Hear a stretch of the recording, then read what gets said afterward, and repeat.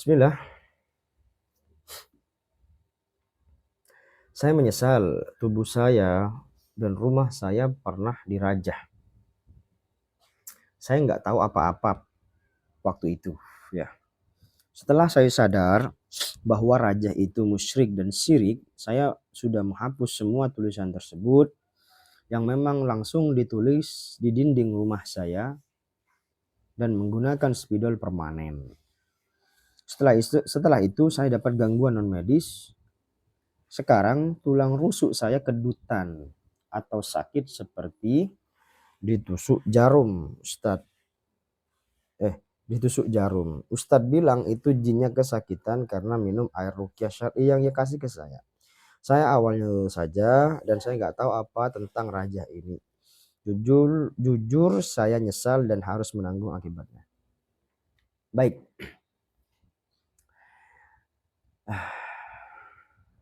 Rajah itu, ya kan? Contoh ya. Rajah yang ditulis ke badan. Jadi kalau misalkan nih badan nih ya, terus kita ditulis rajah, jimat-jimat yang dituliskan ke badan, itu artinya menginstal jin ke dalam badan kita. Nah, seperti itu. Jadi memasang jin itu kepada badan. Kalau jimat itu ditulis kepada benda, ya kan, kepada kertas, lalu dibungkus dan sebagainya, maka itu menginstal jin dipasang kepada kepada benda tersebut. Nah, begitu kira-kira. Nah, kalau ke badan berarti menginstal jin kepada badannya. Ke rumah juga sama, berarti masang setan kepada rumahnya. Nah, seperti itu. Dan disitulah kesyirikan. Di mana kesyirikan itu adalah dosa besar, teman-teman semuanya. Ini yang pertama. Dan kesyirikan itu disukai oleh syaitan. Ya, disukai oleh syaitan dengan dalih dia akan membantu kita, dia akan melindungi kita, dia akan memagari kita dan sebagainya. Nah, seperti itu kira-kira. Nah, ketika kita sadar dan kita tahu bahwa itu kesyirikan, maka bagaimana solusinya? Solusinya bertobat. Bertobat kepada Allah, ya, mengakui bahwa itu salah dan tidak mengulangi lagi ya.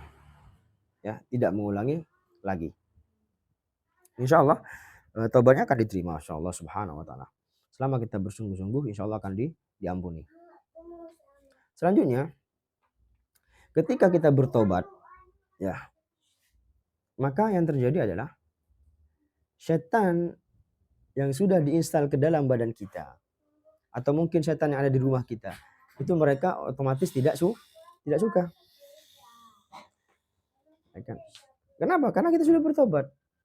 Mereka tidak suka, sehingga mulailah mereka beraksi membuat pengaruh-pengaruh ya negatif ya yang membuat kita itu tanda kutip ya sakit atau mengalami gangguan-gangguan secara non medis ya dan semacamnya. Ya karena itu tadi, karena kita bertobat dan kita meninggalkan kesyirikan itu. Jadi itu ya ini apa itu namanya? Ya ulah syaitan. Seperti itu. Maka dari itu bagaimana caranya? Enggak apa-apa ya. Kalau emang itu memang ada gangguan setan, maka silahkan itu nanti diruqyah ya. Ruqyah mandiri, ada kedua ini tadi kata beliau itu ada apa nih? Seperti ditusuk jarum ya. Ya itu khodam biasanya itu ya. Tulang rusuk saya kedutan atau seperti ditusuk jarumnya. Itu ada khodam biasanya. Silahkan diruqyah itu.